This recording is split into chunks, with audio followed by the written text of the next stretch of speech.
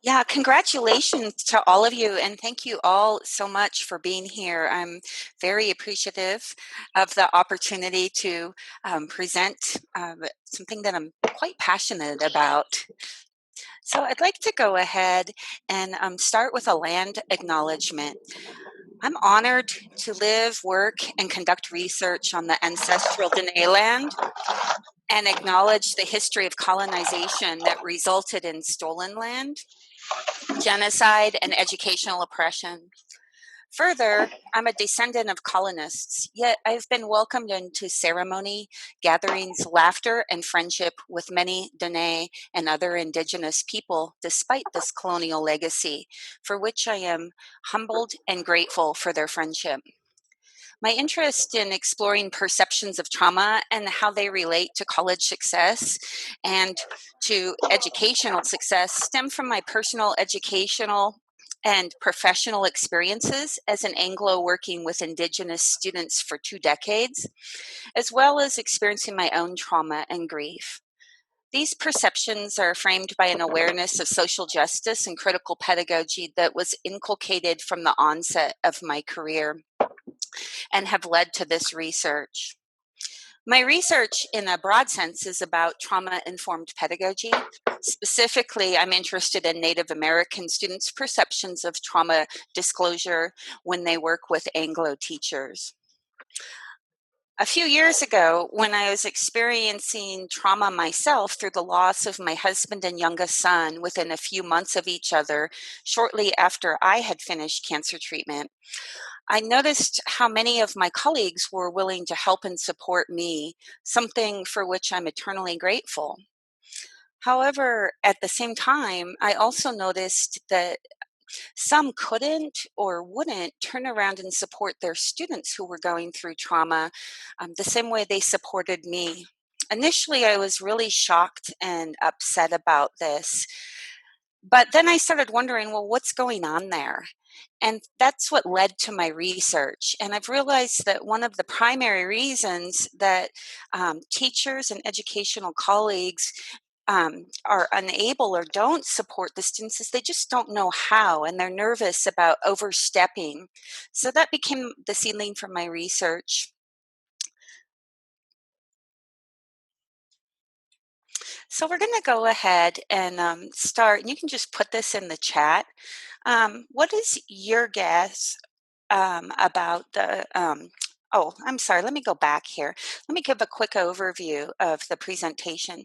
So tonight I'm planning on addressing these six different areas of trauma. So first we're going to talk a little bit about the prevalence and types of trauma, and then how it affects learners.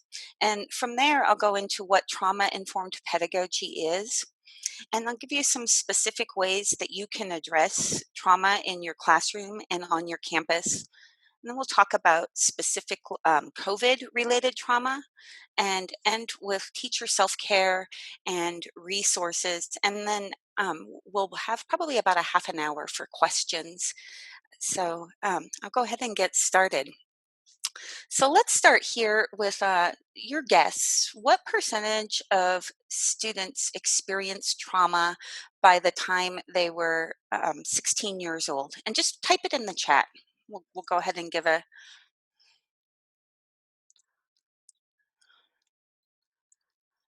Yeah, so we're guessing a lot of these high numbers.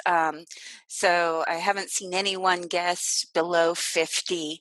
So the numbers really are quite alarming, and they appear to be rising. And it's not clear if it's rising because we're spending more focus and time and research on this, or if they legitimately are rising. But the correct number is between 66 and 85% of children by the time they're 16 have experienced a trauma. And I'll talk about what a trauma is in a couple of minutes.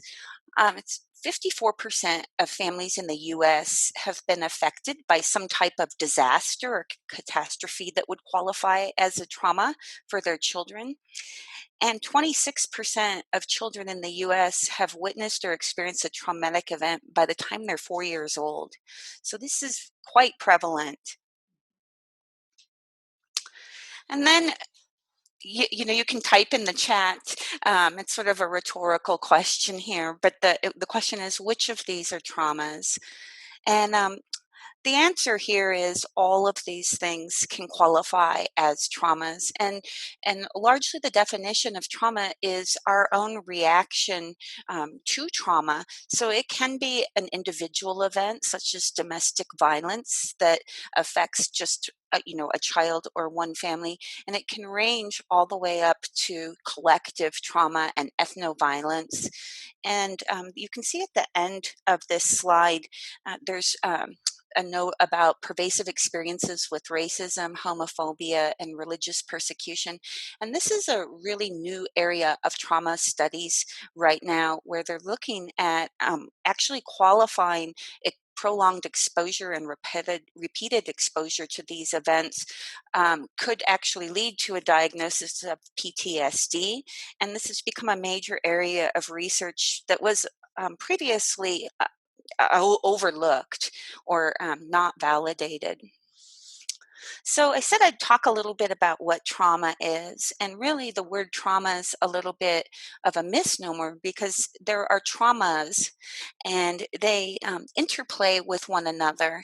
So often when we think of trauma, we think of that one in the top that's in the orange. So, and this is a definition that's commonly used in research for trauma by a researcher, K.T. Erickson, back from the 70s. And so a blow to the psyche that breaks through one's defenses so suddenly and with such brutal force that their coping mechanisms are rendered useless.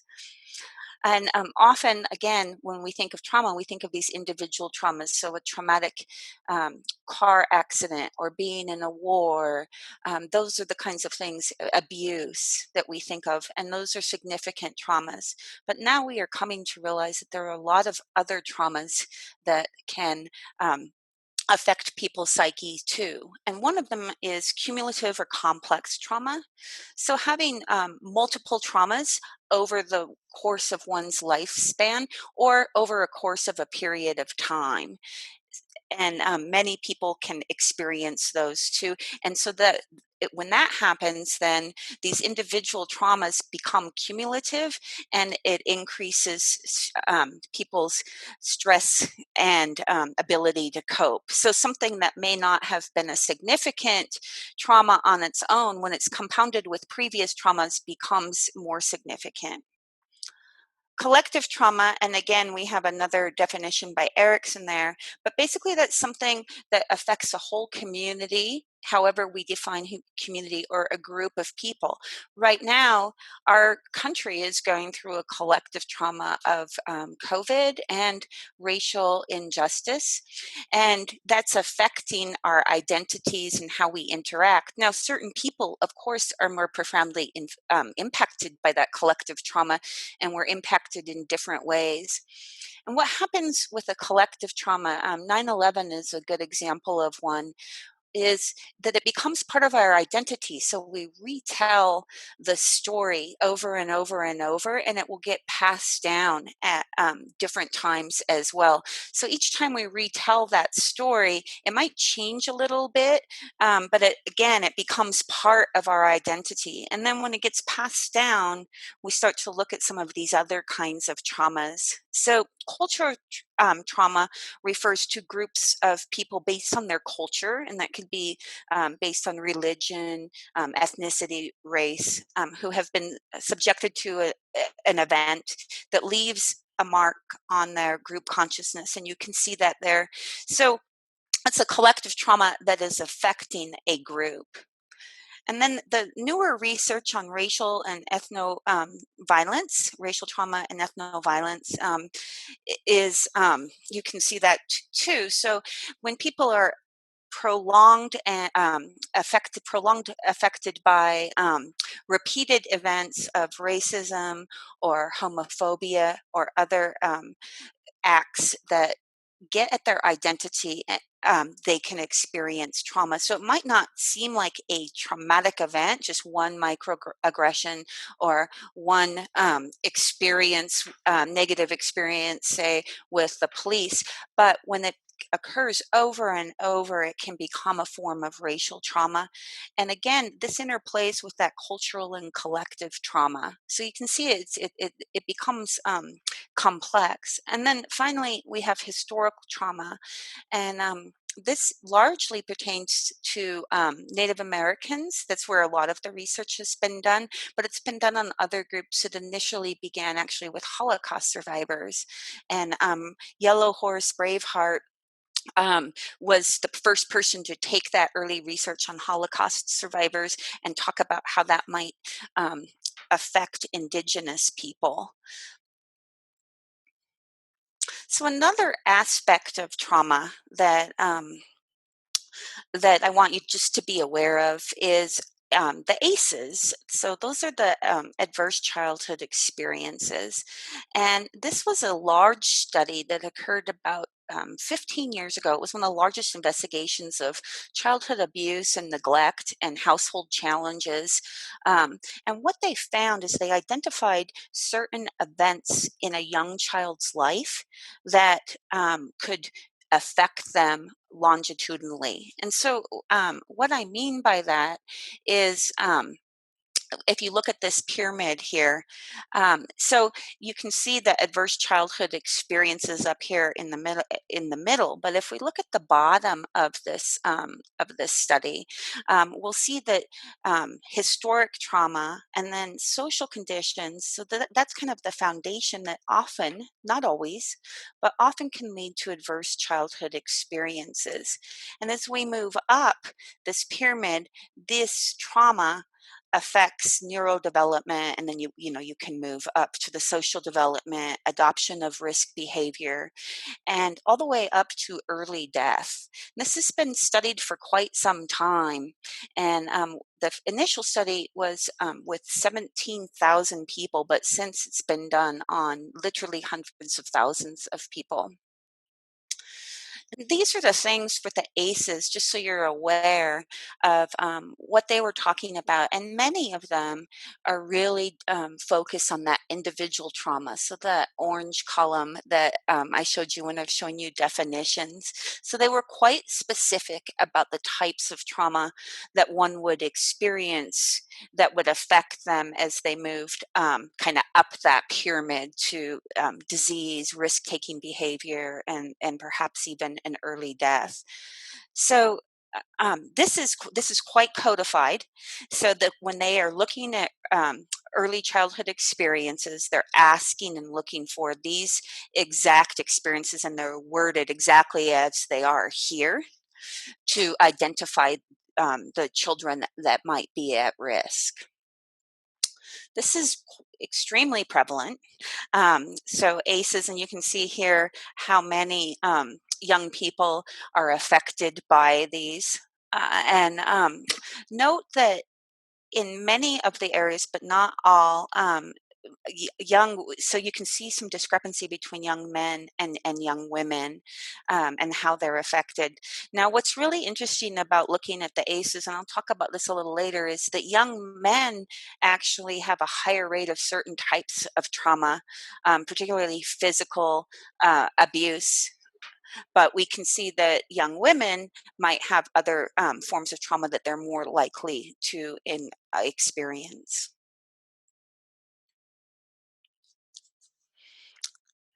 So, certain student groups are at a disproportionate risk of trauma. And this is according to multiple studies, but I'm just studying one from the American Psychological Association right now. So, when we're looking at our young people in K 12, current and former foster youth almost certainly experience trauma. That's why they're in foster care. Native Americans, and this is out of other ethnic groups and racial groups, by the way, are at a disproportionate risk of trauma. And that's something I really want to emphasize since so many of us do work with Indigenous students. Males are identified as being at a higher risk of physical forms of trauma. And then we have refugees.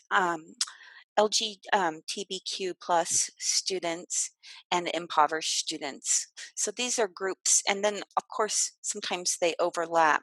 So these are groups that tend to be at a disproportionate risk of trauma. But what I really would like to emphasize is anyone can experience trauma, regardless of their race, their social class.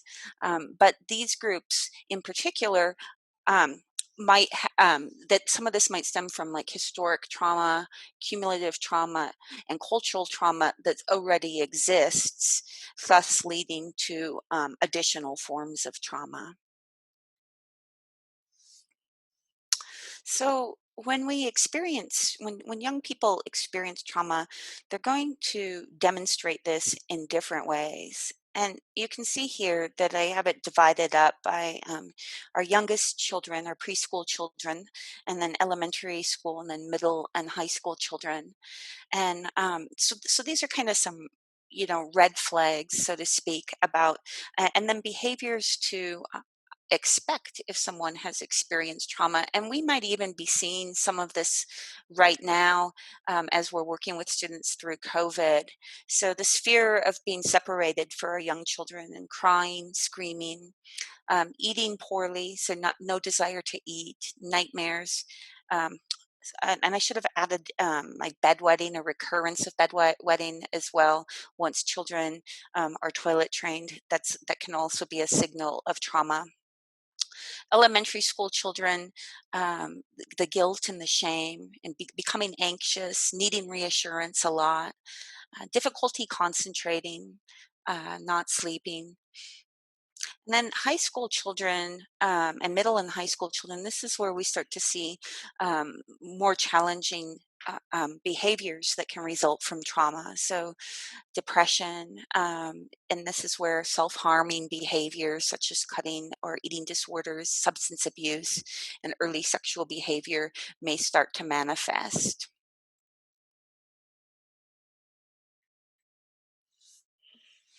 So when we think about trauma, it affects every area of our being, and by the way, you saw those numbers. So almost all of us here have experienced some form of trauma. It's almost impossible, unfortunately, to become an adult and not experience some type of trauma.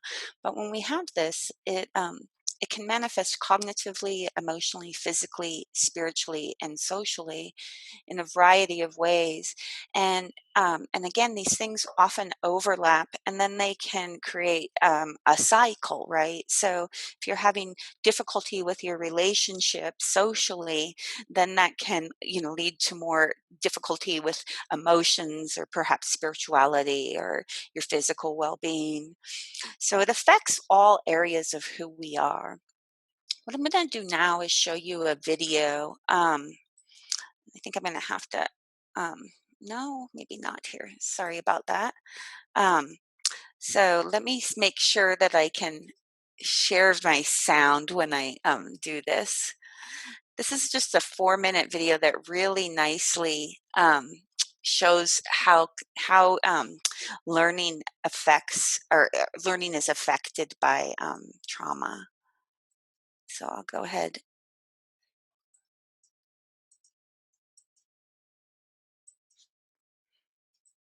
I'm having trouble sharing my screen here.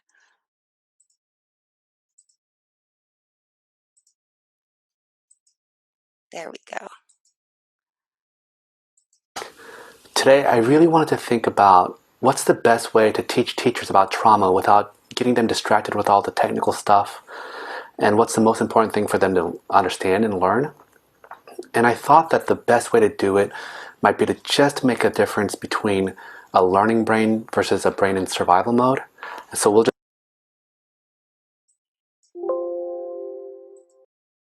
just call it learning brain versus survival brain. And this is the difference.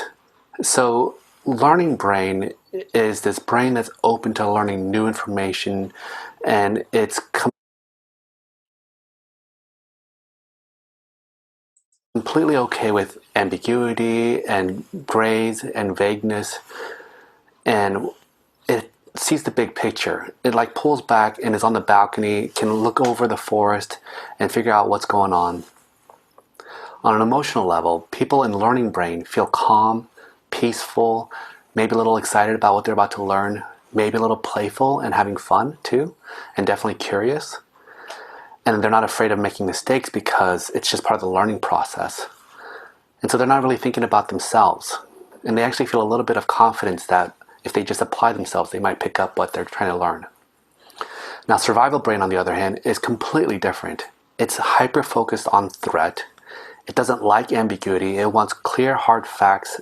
It thinks in black and white terms. It doesn't want anything to be gray at all. And then emotionally, you can imagine that survival brain makes people feel panicky, feel like a little obsessive and afraid of getting things wrong. And they don't feel calm and open to learning new things. They just want to get things over with. And people in survival brain also really don't like making mistakes, and they are afraid of looking stupid too. So students in survival brain don't want to be picked on. They don't want to raise their hand and ask questions and look stupid. And so these people are also filled with doubt about their own ability to learn stuff, and they're afraid that other people can see how stupid they really are. Now, it's really important to understand how learning brain and survival brain interact, because survival brain always trumps learning brain.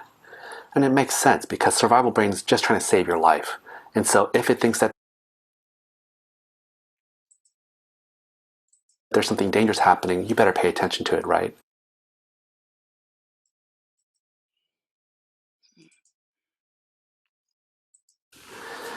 But the tricky thing is that as survival brain stays on longer and longer, it's harder to get out of that.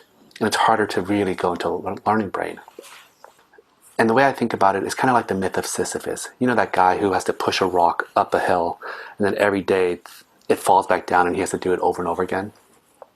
Well, being in learning brain is like being up on the high parts of that mountain. You can see the expanse of what's going on, but it also takes a lot of work to be up there. And at any second, if you're not paying attention and putting effort into it, it's so easy to slip back into survival brain again. And that rock that Sisyphus is trying to push up, well, that's kind of like stress. And the more stressed you feel, the heavier and bigger that rock gets, and it just pushes you back into survival brain quicker. Now, the kicker is that for traumatized people, stress is a really rigid and intense thing. And so with trauma, any little stress makes that rock grow way bigger than it normally would. And because people with trauma misperceive ambiguous situations as threatening and stressful, that rock just stays big all the time. Now, the good news is that the more you control stress, well, the easier it is to be in learning brain, right? Because that rock is a lot smaller. And what I really want to highlight for teachers is that the best way to keep students in learning brain goes back to why I spent so much time talking about attachment. Students best learn when they feel like they're safe and supported by the adults around them. So it's kind of like a baby elephant. You know how like on those nature shows, the baby elephant is like playing with leaves or exploring a tree or something like that and having a lot of fun. And the only reason why they can do that is because there's a whole group of mama elephants around that baby protecting it and looking out for danger. So a kid with trauma or who's stuck in survival brain, it's kind of like that baby elephant who doesn't have protective adults around them. They can't play and learn because they're way too focused looking out for threat and danger. So this is why I really believe that the most important thing that schools need to focus on, way more important than any kind of techniques or curricula, is really whether or not they are creating that environment where students feel like they're surrounded by these big mama elephants who are going to protect them and watch out for them and make them safe. And when students have that, I bet you it unlocks their curiosity, their eagerness to learn, and play as a way to learn. So I hope that's helpful. Let me know if you have any questions in the comments below. Thanks.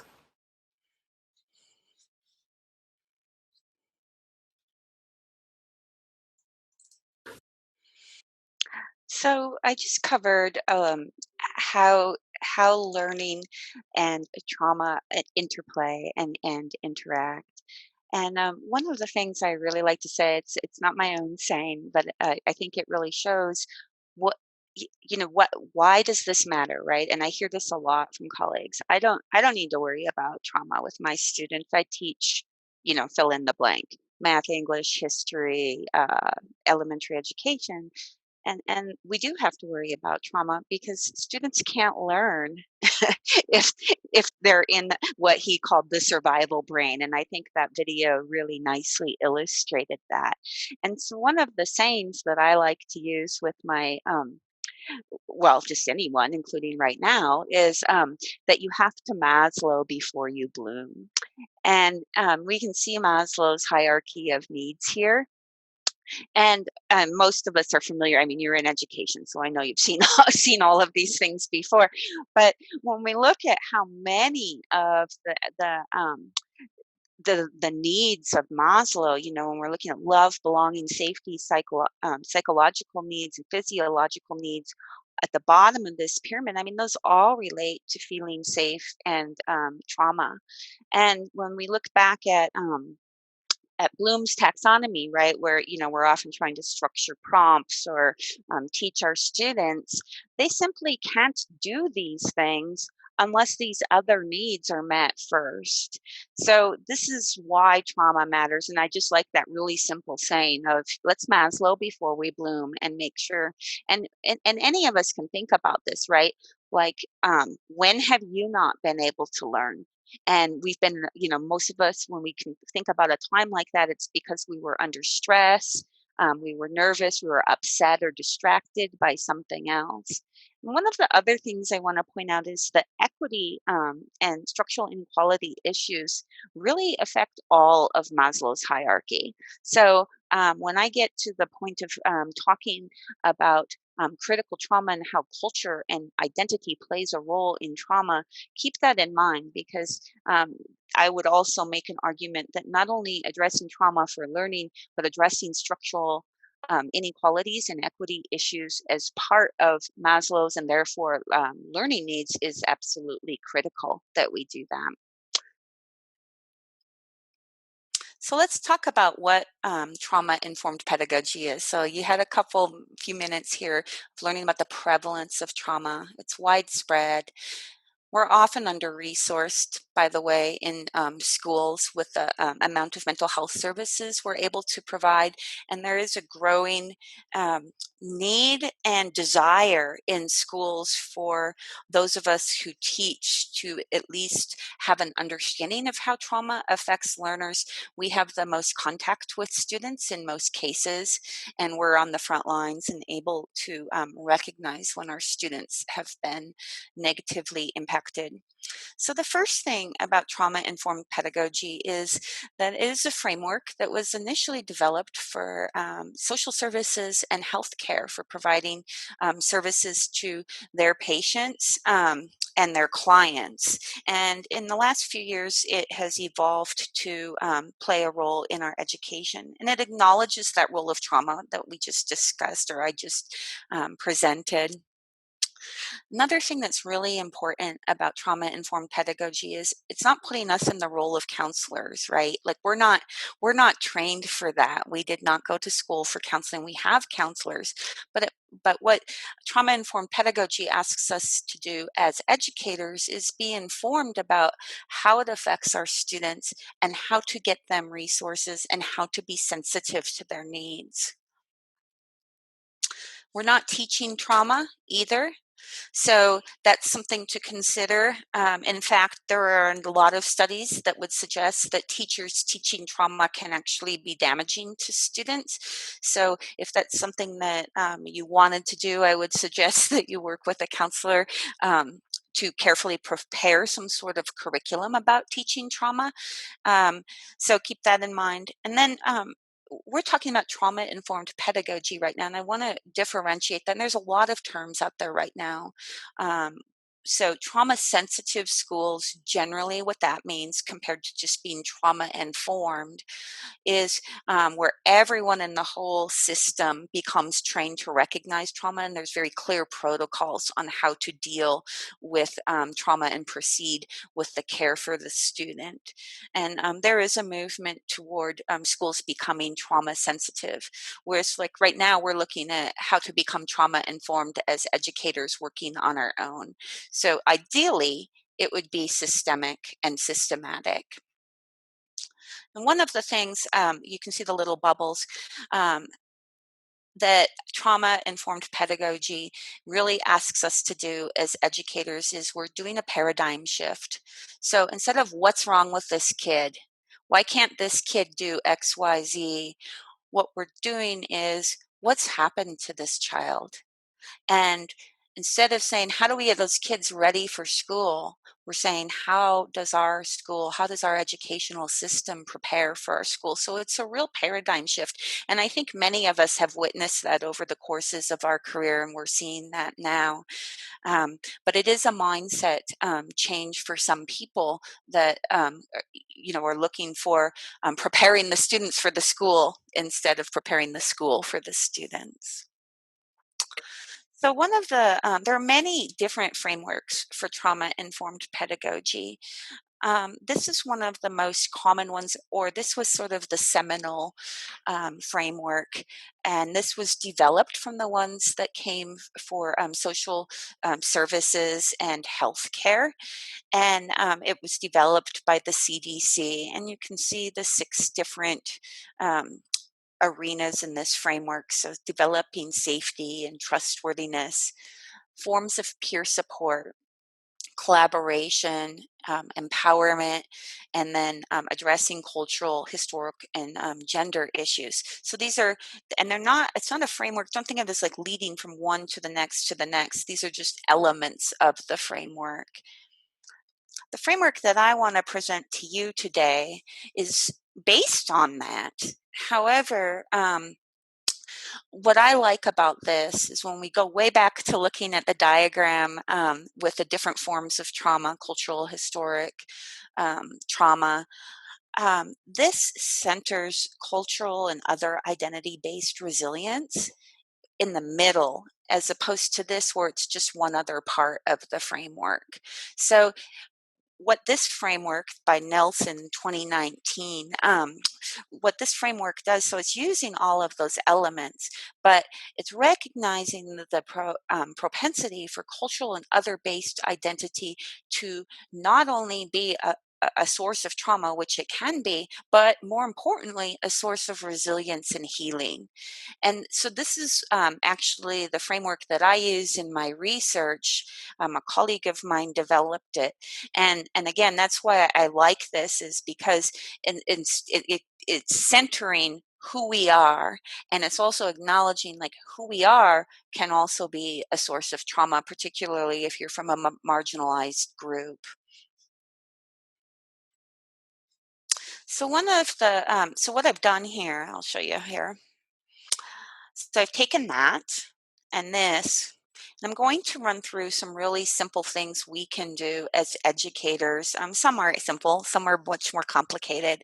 But what I've done is you'll see where in parentheses, I have SAMHSA, and then I have the CTT. So that's the critical trauma theory. So I'm kind of overlapping both of them. I would love, to have you all for 10 hours and go through all of these individually.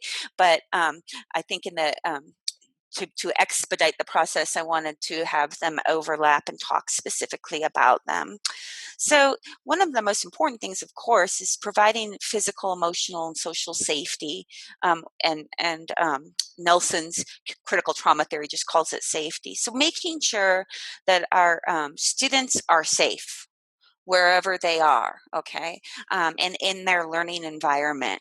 So some easy ways to do that as an instructor, ranging from preschool all the way through 12th grade and into college, is integrating low stakes assignments for students so that they can get feedback and learn from them, and so that their whole grade isn't stemming from 1 or 2 or 3 high stakes assignments, because that doesn't feel safe for a student. Modeling the nonviolent communication skills, and this is not just with our students, and we do have an obligation to intervene when we see that with our students, but we also have an obligation to keep our whole campus safe. So when we see that with our colleagues as well, so we want to model that, we want to intervene. for those of us, especially if you're working with a little bit older students and there might be a video or a reading that could have a sensitive topic, something about child abuse, for example, that's helpful to say, hey, this is going to cover child abuse, and giving that content warning because we don't know how students might react to that. Structures and routines are really important, just like they are in the home. I always said at my home, we broke the routine a lot, but they knew we were breaking it.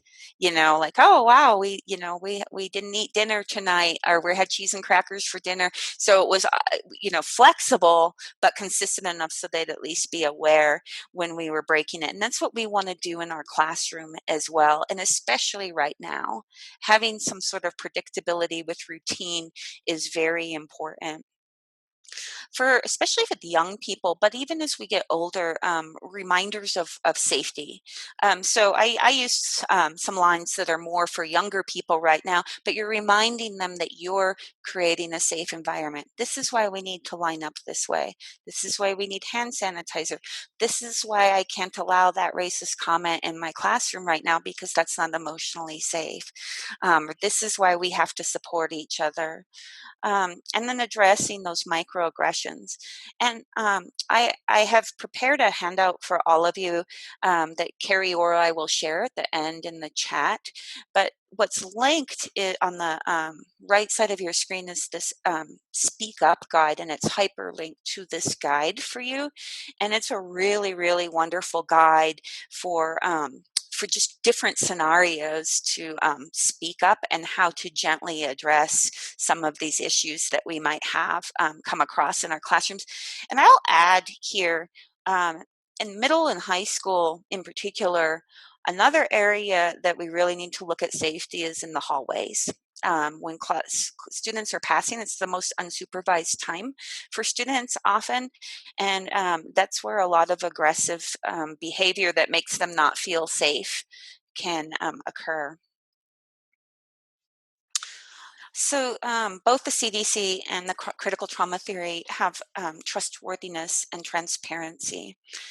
And this involves, of course, having clear, consistent expectations for students, minimizing their disappointment. When I was student teaching, I student taught at an alternative school in Stevens Point, Wisconsin. I've always been attracted to students who are struggling, and so that's where I wanted to do my student teaching. And I was taught that line right at the top there: students have to know you care before they care what you know. And I firmly, firmly believe that. My goal, even at the college level, is within a few weeks, I want students to be willing to try something new and feel safe because they know I care about them. So they're more likely to take those risks, the cognitive or emotional risks. Providing students with really clear details of their expectations can be really helpful. Again, the routines that hits to this trustworthy and transparency. We also need to trust our students to do high quality work and academic work and to be honest. So conveying those high expectations to them, saying, I know that you'll be honest. When we're always setting them up to show that we don't trust them, like we suspect them of plagiarism, well, that can damage a student beyond repairing. And giving them detailed and timely feedback, and then being consistent with that discipline and those warnings, and also really evaluating, are you fairly applying them, or are you saying, oh, that's Carrie, she's a great student, I don't need to address that with her, but I'm going to address it with this other student who's done, who I'm always addressing this issue with. Realize that other student is seeing the inconsistencies there, and it doesn't feel fair, and so that really undermines your trustworthiness and transparency.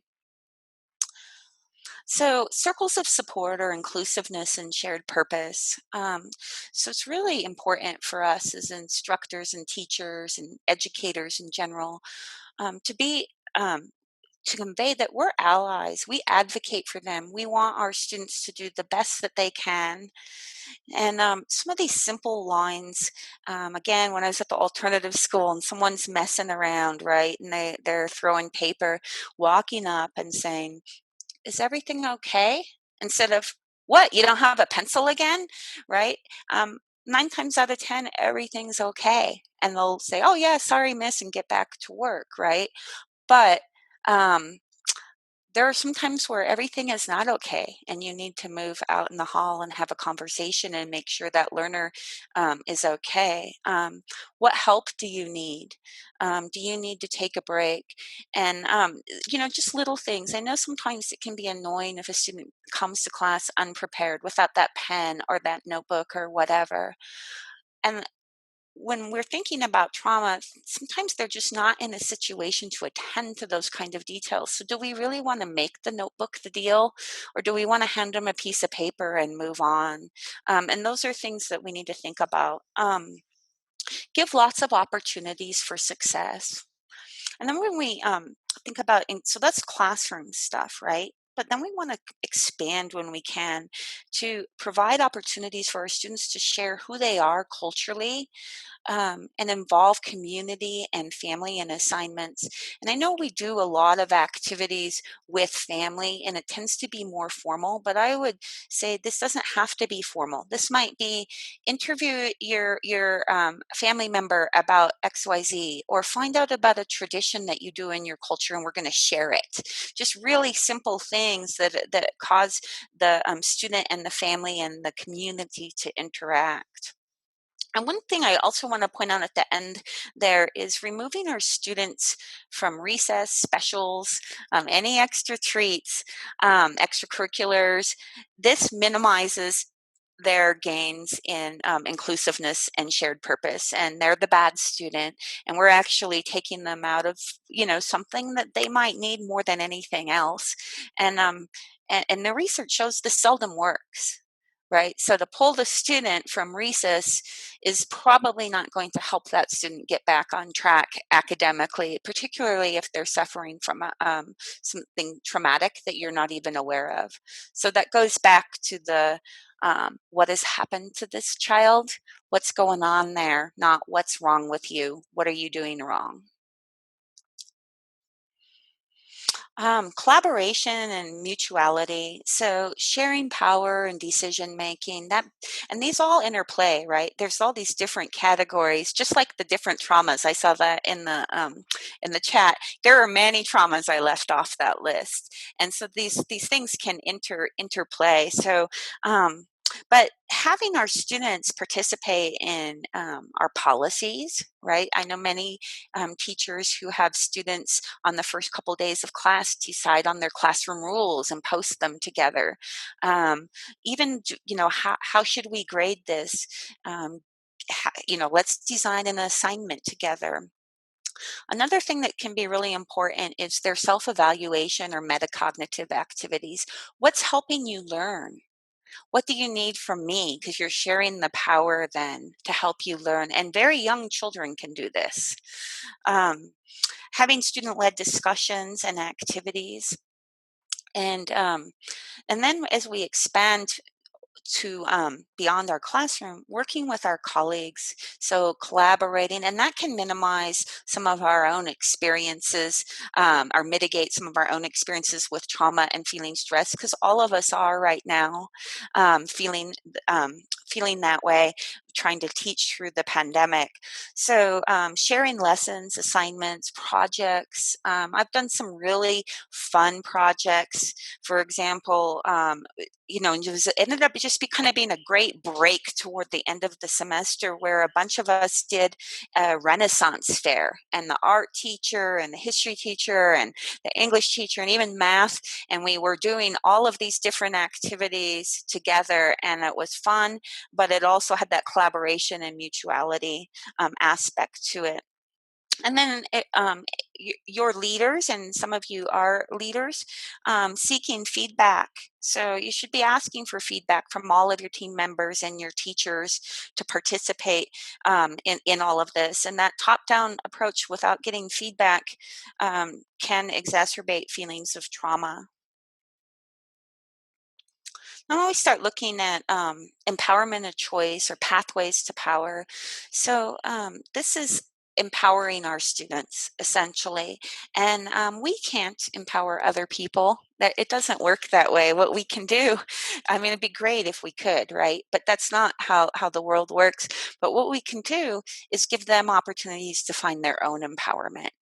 And so some of the examples are just giving choices, and even simple choices. My goodness, I used to, do you guys want to do the evens or odds? You pick. I mean, something that simple in the math book, but that gives a little element of power and a little bit of choice for the student.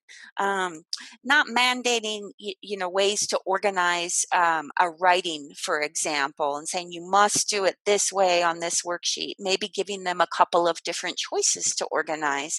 Having authentic assignments and assessments, and I know that sometimes we don't have the freedom to do this because we're obligated to meet state testing standards.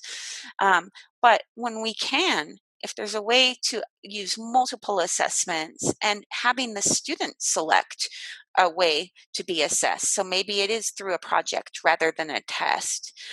When I was teaching in Española, at the end of a unit, we always finish with a test, a paper, and a project. And by golly, by the end of that, they knew they knew it pretty well. But I did all of those assessments because I knew some students didn't test well, but they would really demonstrate their knowledge very well through a different form of assessment. And they knew that they would have that opportunity to do well. If you can have students select their readings for your units whenever possible, and this isn't just for individual reading, this is for group reading, right, in the classes. And being reasonable with policies. One of the things that I always ask myself when I'm teaching is when I'm making a concession, be it, late work or an alternative assessment or whatever, does this compromise the learning outcomes? So sometimes when there's late work, it does because it's a group project or something like that. And yeah, we can't replicate that. So no, that cannot be late. Um, or it's I'm teaching English, so yes, you do have to write a paper. So I can't negotiate on that. But other times, yes, it doesn't compromise the learning outcomes. Does it matter if it's in tomorrow afternoon instead of this afternoon? Probably not. It's not going to change their outcomes. So I really use that as a guide for myself. Um, Teaching examples of empowerment. So my son, a couple years ago, he went to the Children's Museum. He's not really a child, but he loved the Children's Museum in Indiana.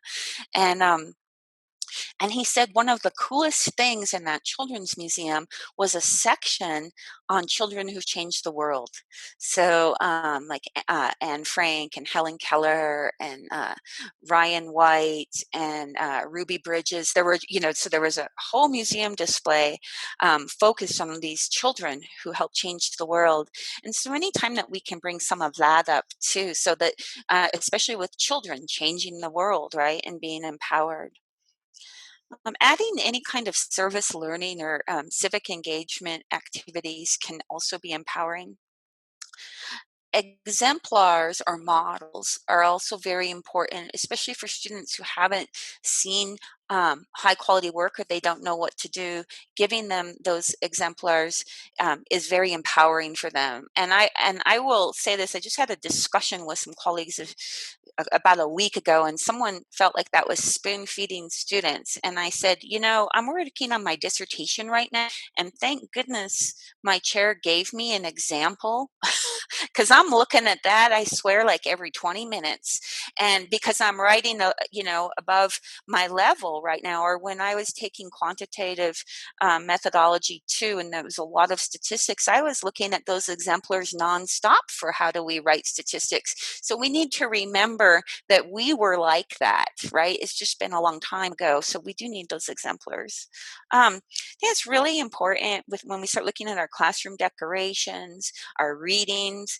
Do we have a variety of representation in that classroom? So, do we have students who are look like our students who've also been successful? When we talk about successful people in STEM, are we bringing in people of color and LGBTQ people, for example, because that can be very empowering for those students who are marginalized to see, wow, people like me have been very successful. And then finally, as colleagues, um, advocating for that kind of empowerment and choice in our own work environment is important. I'm going to talk about acknowledging the historic and gender issues. And critical trauma theory calls this the cultural and other identity-based resilience, resistance, and healing is the key word there. So making sure that our policies and practices are really responsive to these issues of diversity and oppression. So one of the things that I did is I started with a land acknowledgement, and that's important to me. And I acknowledge colonialism, and I acknowledged even my culture in that. And some people might have questioned why I did that. But I think it's really important to look at our own positionality and to acknowledge things like that colonialism and racism are real. I was just on social media this afternoon, and somebody was commenting on COVID being a hoax, and I had the self-discipline to say I better get off Facebook because I was ready to comment on, you're gaslighting all these people. I'm working with students literally almost every day who've lost a loved one to COVID, and to gaslight and say this is a hoax or it's not real or it's not any more serious than the cold. I mean, we do the same thing sometimes with colonialism and racism, right? We've got to acknowledge this is real and validate our students' experiences and our colleagues' experiences.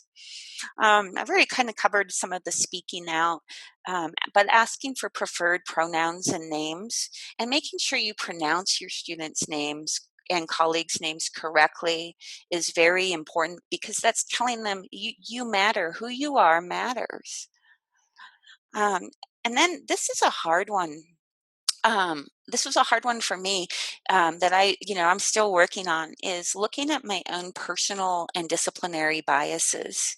So sometimes, I'm quick to accommodate a certain type of student and not another type of student, maybe because I don't understand enough about that particular religion or something like that. And I have to catch myself and say, wait, if a student was asking for a day off for a ceremony, I wouldn't bat an eye about it. But now this is a different religion that I'm not familiar with.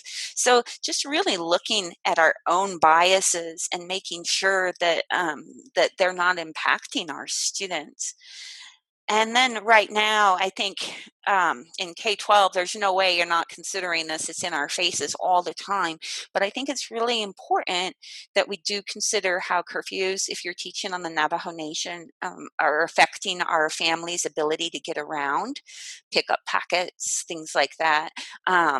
Or to just access Wi-Fi. I have a student right now who drives 50 miles each way to his grandfather's house to access Wi-Fi to Zoom in my class, and I was very thoughtless and making the assignments due on Sunday nights, and he just said to me one day, he said, I'm going to try my hardest to have it done by Thursday afternoon, but I might not get done. Could I turn it in on Monday? And I realized, like, oh my goodness, no, I'm making all the assignments due on Monday. You would absolutely, that's not fair because he didn't have access, right, to Wi-Fi, and he couldn't drive there because of the curfew. So I was really grateful.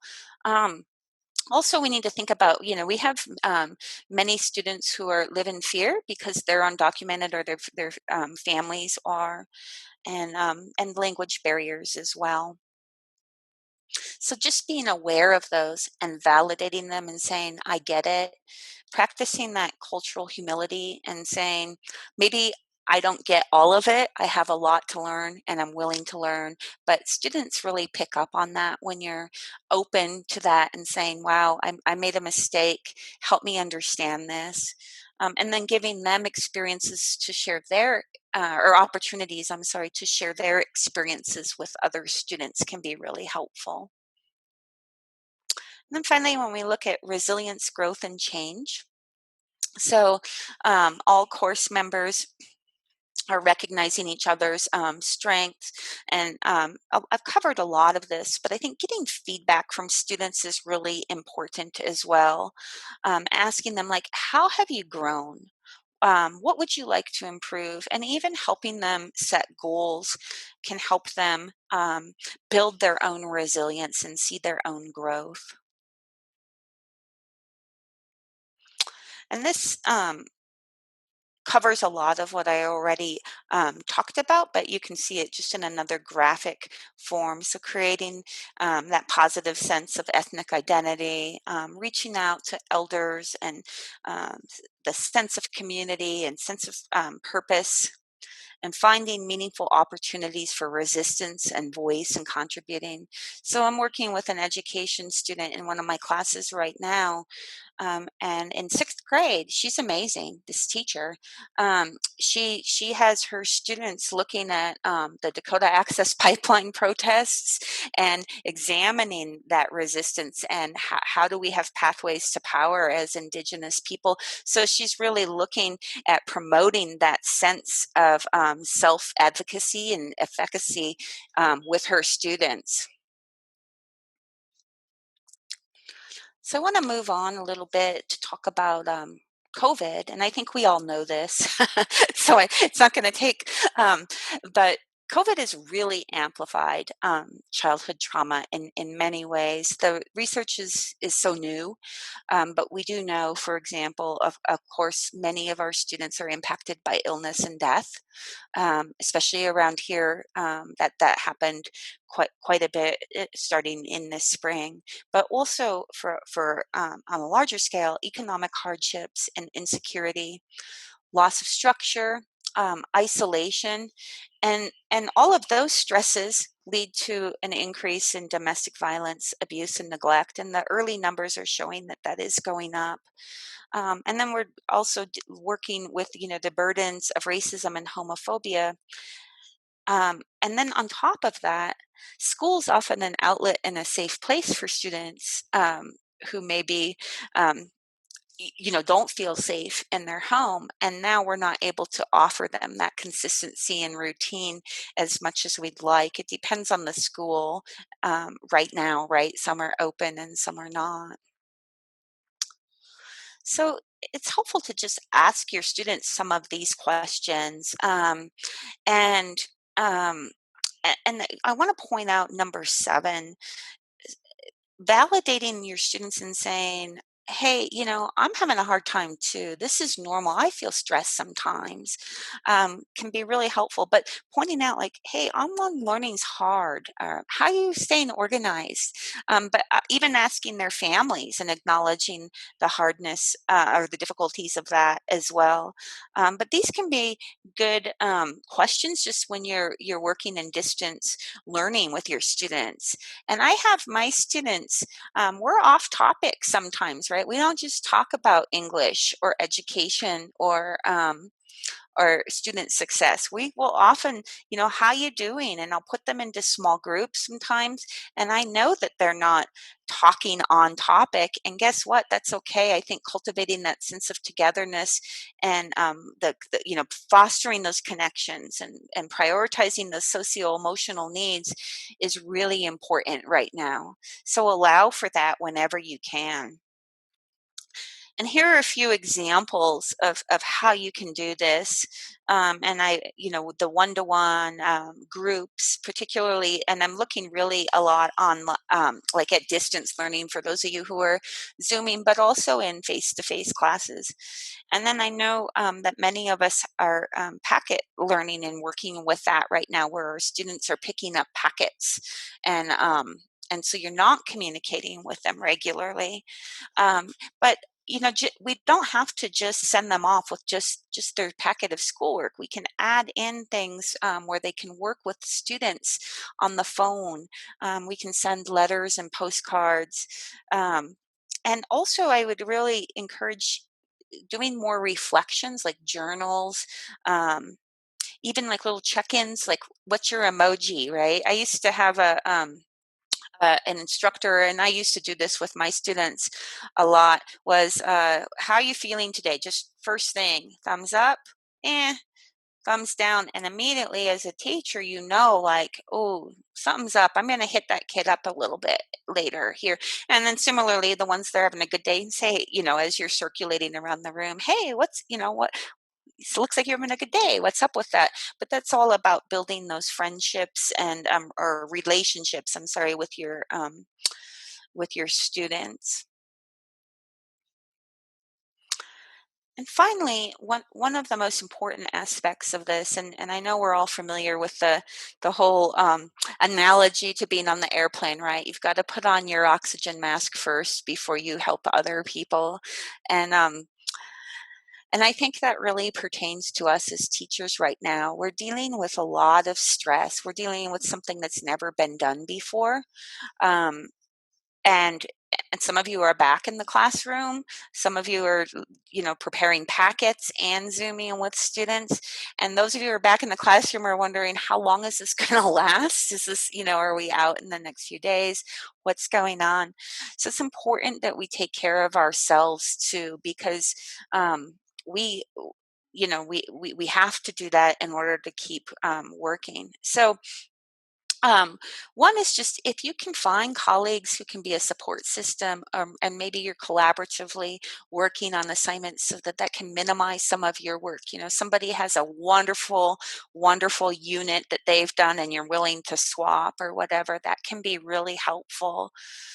So can forming support groups for employees. And this is especially true in situations where there might be a shared like a collective trauma. So, for example, one of the things that I've talked with some students in education classes before, teachers from Aztec who were involved in that shooting, was very traumatic for them. And the students, of course, as well. But those teachers and administrators and employees need that support as well. And they're in that school still, several years later, dealing with some of that trauma. Realize that your colleagues are affected by trauma. So, of course, we're really focused on our students. But I have numerous colleagues who've lost people to COVID in the last couple months, for example, and they need support too. Um, and then I put a little handout here. Let me see if I'll have to do a new share here, which the self-care manifesto, and this is linked in the handout that I'm going to send you. But I really like this infographic, and it's for us as educators and about relaxing and taking time for ourselves. And I think we just need to really give ourselves permission to do that. So I won't read that to you, but I will wanted to make you aware that that's going to be a resource. And then finally, I uploaded several different resources that cover what we talk about. What we talked about, ranging from self-care. So there's a self-care app for teachers right now. I was checking it out, and it kind of gives you your little daily quotes and mindfulness activities. And then, so there's some good self-care things. I also included some deeper information for those of you who are interested in learning more about adverse childhood experiences. And then the lessons on social justice, anti-racism, how to teach hard history. And there's a book. Unfortunately, I couldn't link it because it's a book. But there's a wonderful book that you could get. It's on Amazon, but it's probably available in other areas as well. So just worksheets and skill building exercises to support students of trauma. And then another one about understanding cultural identity. And again, I keep hitting that cultural identity piece, but remember who we are and building on community and ceremony and religion and other aspects, art, other aspects of our cultural identities can be significant forms of healing and resilience as well. And so that's why I keep returning to that, like giving the opportunities to explore cultural identity. So, and then these are just multiple resources that I've used more, but some of the ones that went into my research here that you can access too. So we have about 20 minutes for questions, and I just wanted to open it up and really thank you all for your time. I appreciate it so much. And just really quick, Danielle, some people are asking about the slides, and I shared it in the chat. So if folks want to just scroll back through, and you can see Danielle's presentation that she put into PDF form for us. So um, take a look at that. And I think, Danielle, we have some really good conversation happening in the chat. I want to go back to an earlier question that I think it was Ty who asked, what's the significant difference between cultural and historical trauma? Do you mind expanding a little bit on that? Yeah, historical trauma, and it has the word history in it, right? So it's occurring over periods of time, and generally it is to culture. So there's not necessarily um, a significant difference there, except that it's occurring over spans of time. And I think I actually did see that in the chat. So when we're looking at cultural trauma, it can be a singular event. So maybe it's so an example, well, I'm trying to think of some sort of event toward a culture that does not continue over and over and over, if that makes sense. So that's a form of cultural trauma. Now, cultural trauma can lead to historic trauma if it continues over time. And again, some of these words, so when we go back to the different forms of trauma, they're not, the, I just picked a few based on different researchers. Some of these terms get used interchangeably, so it's not like they're hard, fast categories. So something, another researcher might define something as cultural trauma, that another one might label as historic trauma. But when we look at like the boarding school legacy, that's an example of historic trauma because it went on for a long time, and we're still dealing with that legacy as educators now. Whereas cultural trauma might be like a singular event that occurred toward a culture. I don't know if yeah. Historical is more systemic, whereas cultural is a singular event that happened to a certain subset of people. Whereas historical is a systemic trauma that's repeated itself multiple times in different facets of their people. I got that historic was something that you're basically born into, and you've got it with you as baggage for your whole life. Potentially, yes. Yeah. So, and I'm trying to think of examples of cultural trauma that haven't led to historic trauma, and I'm struggling a little bit with that because often cultural trauma does become historic trauma. But what we need to realize when we're looking at trauma, here I'll do this. So when we're looking at these different types of trauma, so somebody who's experiencing an individual trauma, so that am I sharing the right screen here? Yeah, okay. So an individual trauma, but as whoever just said that, if you are also born into a sense of historic trauma and you're dealing with racial trauma on top of that, right, or ethno-violence, then that's going to be magnified. I alluded to some of the trauma that I had myself by losing a loved one, but I'm not dealing, two loved ones, but I'm not dealing with cultural trauma and racial trauma and historic trauma on top of all of those things as well. So when we talk about that, we need to think about how they can build and cumulative and complex trauma. And again, these words, so I've heard complex trauma, cumulative trauma used interchangeably, together, separated. It really depends on the researchers. So I know that's a little bit of a nebulous answer, but at this point, I've been, reading so much on different and studying so many different forms of trauma. It really, yeah, those are just labels by researchers that I've included. But so I don't know that the nuance matters as much. The historic trauma is pretty important, though, especially when we're talking about Indigenous people. Yellow Horse Braveheart has done a tremendous amount of work, and she continues to do a lot of work in that arena with our Indigenous students. So I had a Danielle, question. Oh, sorry. Danielle, this is Karen. Hi. You've given a wealth of information, very, very valuable information. And now it's taking that information and internalizing it as an individual and then into our classrooms. My question is to you, the teacher.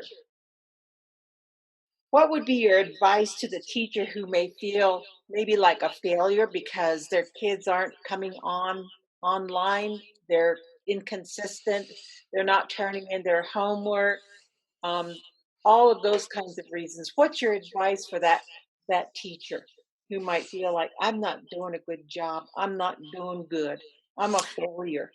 Yeah, and I'm working with some teachers right now who have expressed that sentiment in our education class, and I feel that way too. So the first thing I would say is find a circle of support, right, of colleagues and who are supportive about just invalidating those feelings, right? These are definitely challenges for us. The other thing is to recognize that and we single-handedly can't prevent structural inequalities. All we can do is take steps to address some of these inequalities, and we're seeing them in a massive way play out with COVID, right? Who has access to Wi-Fi? Who has a supportive family that can access all of the resources and give those resources to their child? So recognizing that we single-handedly can't do that, but that we can take steps to address them. And finally, I would also say, please take care of yourself and give yourself time time for healing and mindfulness, and to make sure that you're addressing your own social, spiritual, physiological needs, emotional needs as well. We are trying so many things, and that's a step in the right direction. There's not a magic bullet, right? We'd all be doing it if we knew. Hey, Professor Sullivan, I'm having a little trouble understanding the boundary layer between cumulative trauma and collective trauma. So if you had a lot of cumulative trauma over an entire lifespan, wouldn't that start to fray the bonds of your social life, especially family? So where's the overlap? Yeah, so collective trauma, and maybe this isn't the best definition. Collective trauma happens to, was that John? I think I can't always, I'm not seeing it. Yeah, thank you, John. So collective trauma happens to a group of people. So like collectively, we're experiencing trauma through COVID right now, right? So collectively, meaning like all of us on the screen, really the whole world or most of the whole world is experiencing this collective trauma. A collective trauma might be even as, we'll think of like in the military, like a certain platoon that dealt with, a really traumatic event there. And collectively, this has shaped their identity as a group. So COVID's shaping our identity as a group. 9/11 shaped American identity. So that's a collective trauma. Cumulative trauma is when traumas build on top of each other. So a single person who did not experience collective trauma could have many different traumas building on top of them. Does that make sense? Yeah, that's still where I'm confused. Let's say that we had a family member who was suffering, for over a very long extended period of time, collective trauma that would cause collective trauma or cumulative trauma, I'm sorry, to the other members of the family. Would that end up being cultural, or collective trauma? It could. I mean, it could, because it affects the whole family. But Right. generally, when we talk about collective trauma, we are talking about a little bit larger group. But yeah, absolutely. Having, say, a child with cancer or something that needed ongoing treatment in that family, yes, that affects their collective identity as a family. Absolutely. So what we're talking about is that collective identity. So does this affect our family group? Yeah, it does. or our platoon, or our community, those kinds of things. Natural disasters, the wildfires right now that are affecting some of the communities on the West Coast, for example, that's a collective trauma. I mean, these teachers are trying. I mean, now we have COVID, we have racial injustices, and then these children are evacuated from their homes and all over the place due to wildfires on top of that. So that's a collective trauma in that community as well. Danielle, there was a question in the chat, and I'm trying to scroll back through and to find it, by Mr. Dudgeon. I don't know if you saw that question. No, I have. When I was presenting, I wasn't following the chat. Okay, So I found it here. If I could read this. This is from Mr. Dudgeon. I worry that in the online environment, that when students have Trump flags/signs in the background, it may intimidate or concern other students who may be undocumented or have experienced racism. Is there an appropriate way to address this without being considered politically biased or get me in trouble with the family of the student with the signs in the background? Has anyone else felt this way? I feel like this is a conversation, like a group conversation, rather than just something that I can answer. I would say that if you're going to make a statement like that, no Trump flags in the background. I have another colleague who's been dealing with that. Then we can't allow the student to have the Biden sign, right, in their background too, even though there's a totally different rationale for that could be perceived as being unfair. But that's a really difficult conversation, because the implication there is that your political leanings are unsafe or potentially racist or whatever, right? And that's affects that family's identity, right? So you're when you're talking to them. So what did the rest of you say about that? I mean, I have my own ideas about that. I would tell them no. I would say no political signs in the background, and no. But Instead of being specific, I think I would say let's all agree that we're going to be as appropriate online as we try to be in the classroom, because the students know what that kind of behavior looks like. and Try what to if and try if to they hit it off in the past. You know what I mean? what if they feel like that sign in the background is appropriate? Well, and then I guess you could speak to them and say, would you bring that to school, or are you allowed to bring that to school? Yeah. And in years past, students have worn political shirts and hats to school and would wear them in public. So that's what makes it difficult for me to address this issue. But the current political climate makes it more, in some ways, more combative. Yeah, and like just a flag for a candidate is one thing. A Nazi swastika on the wall, that's something else. So there is a scale there somewhere. Right. And to some people, they might feel like the difference isn't that significant, right? Um, so one of the things, Mr. Dudgeon, is that how I pronounce your name? Yeah. Yep, So that's correct. this Speak Up book is really, really wonderful. It's worth perusing it, because it has some of these gentle ways to bring it up. But one of the things is to ask a question like, how do you think that makes people feel? I would not do that in front of the whole class, but alone, and calling that out and say, well, let's talk about that. How do you think these students that are really concerned about being persecuted might feel? And just asking them the questions, or what is your intention by doing that? Why do you feel, so asking some of those probing questions can be really helpful, to redirect or get at, make the student kind of do some self-assessment. And that's with any kind of microaggression, because that's what you could perceive that as, right? As a microaggression. Potentially, you're worried that the students who are undocumented might perceive it that way anyway, and it's, yeah. Well, I was able to address one, pardon my language, a kid had a flag that said, "All aboard the Trump train, no more bullshit." And so I was able to be pretty direct Well, about that. The last word in that statement was obviously not school appropriate, but then several others make America great, keep America great, these things are in some groups intimidating. And so I was wondering how that would be addressed. I like Emily Hockey that we bring it into a larger conversation about the basis of political viewpoint and the understanding that may be followed from those political viewpoints by differing groups. Yeah, one thing that I've seen work really well, and I think there are a couple students here who were in a presentation with me that another person gave on talking circles.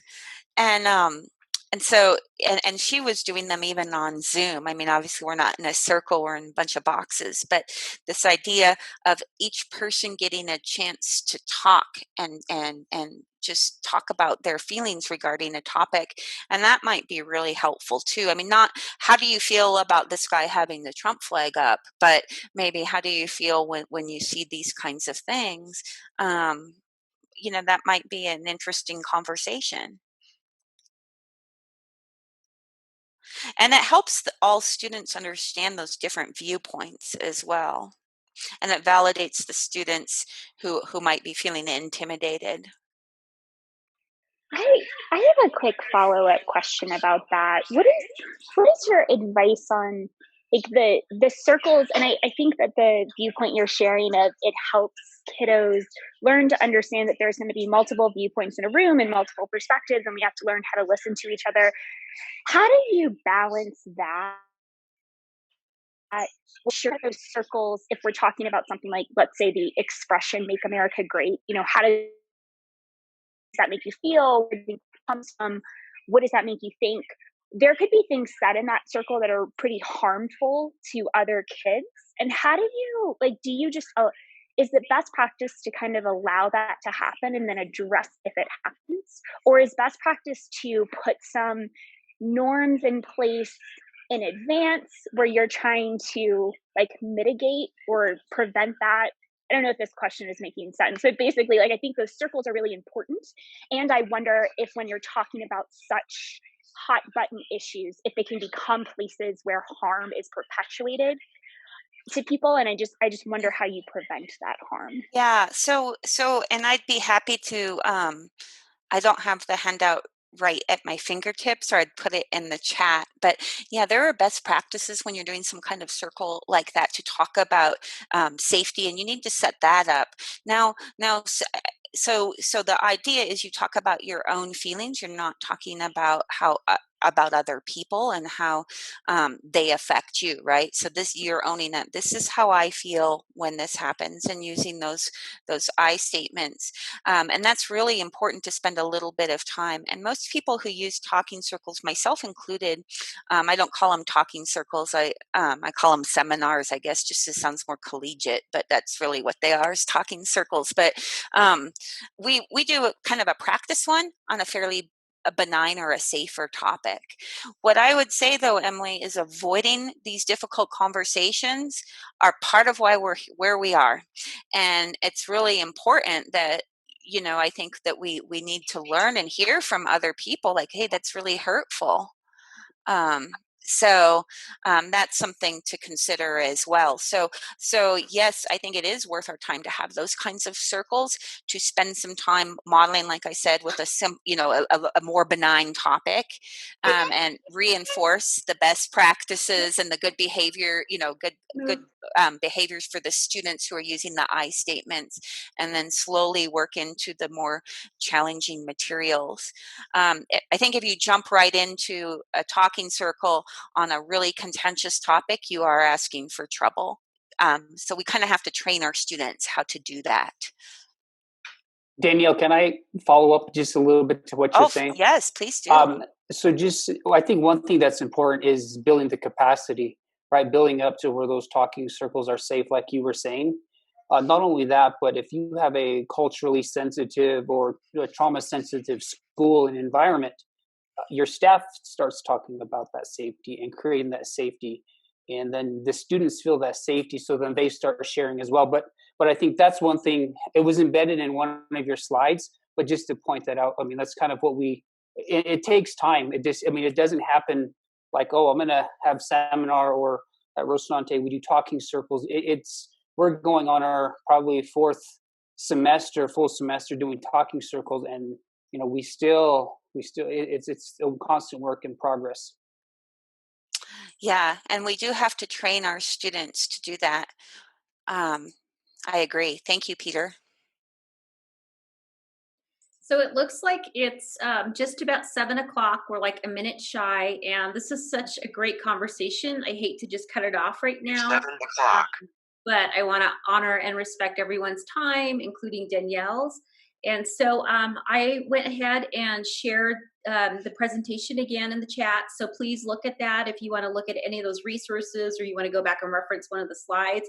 But if you'll again join me in using your reaction button there and give Danielle a round of applause. We have to improvise, right? Thank you so much for Yeah. Miss Carrie, I'd like to just say something to the to Alpine 3 group, and both the scholars and the expert mentors before we all leave. Okay. I too want to honor that. I was trying to unmute, but anyway, it wasn't working, so I finally got it unmuted.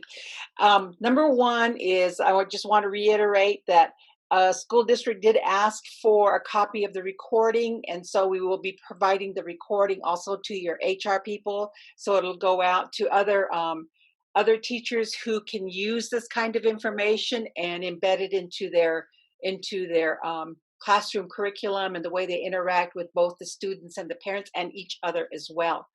The second thing is that I sent all of you the assessment. I hope you've downloaded it, and it's in Word document, so it's easy for you to complete. And I also left it in a Word document because you can use that assessment also with your students as well. So you can design, what do they know about whatever you're going to be teaching, put in the information, the context in the middle, and then a post, did they learn something? So it's for you, it's for your use. So please feel free to modify it as necessary. And I want to thank Danielle also for all of this. It's very, very excellent information. And the next thing is, how do I embed this into my own classroom? So I want to thank everybody for your comments. I just want to ask one more time, does anybody else in our cohort have questions? No? Okay, I'm handing it back to you, Carrie. I want to say I did find that online talking circle, and it's in the chat if anybody wants to download those guidelines. I mean, we had a whole presentation and on it, so but that can be helpful if you wanted to look at that. And I really appreciate the opportunity here. Thank you so much. Thank you, Danielle. Have a good night, everyone. See you in class, some of you. Yeah. Thank you.